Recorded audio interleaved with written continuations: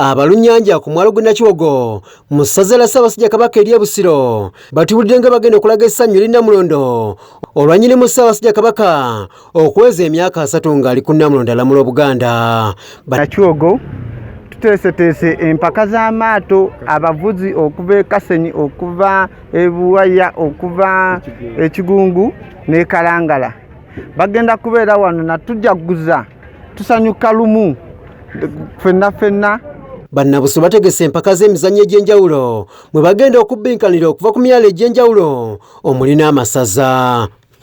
Ne twagala okukowoola buli muntu okuva obuvanjuba n'obugwanjuba ajja alabe ku mpaka ez'amaato, ajja alabe abasajja basimbula amaato n'okuwuga. Tusanyuka tubakowoola mwenna mujje kuva Buwaya, Zinga, Kalangala, Busi, Kasenyi tugenda kubeera wamu nayo natuvuga mu mpaka z'amaato era eredda kuleeta abasajja abakubi b'ebigo tugommane nabo.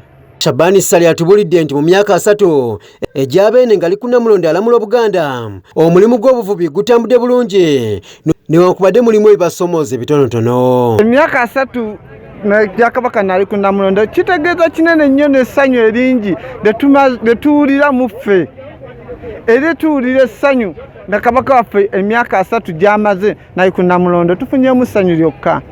Ye Kasule Simon nga naye awangalira ku mwalo guno gw'Nakiwogo atuwulidde engeri gye bagenda okusanyukamu olwa Kabaka okweza emyaka 3 ng'ali ku Namulondo alamula. Bano bagamba nti mu myaka 3 bingi ebituukiddwako nga Kabaka agassa abantu be ng'ayita mu nteekateeka ez'enjawulo. Mpozi kyesinza kwerabira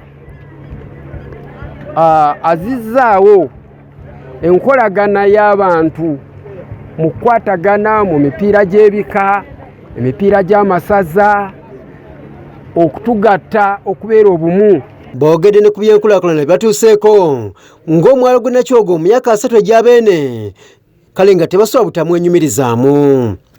Ekyo kintu kikulu nnyo era kikyasinga okubeera ekyessanyu eri Obuganda kubanga kati Obuganda tuli bumu mu by'emizannyo ne mu ntambuza y'emirimu okwetoloola amasaza gonna 18. Bategeeza nti guno si gwe mulundi ogusoose nga bannabusi bategeka obusiki obw'engeri bw'eti.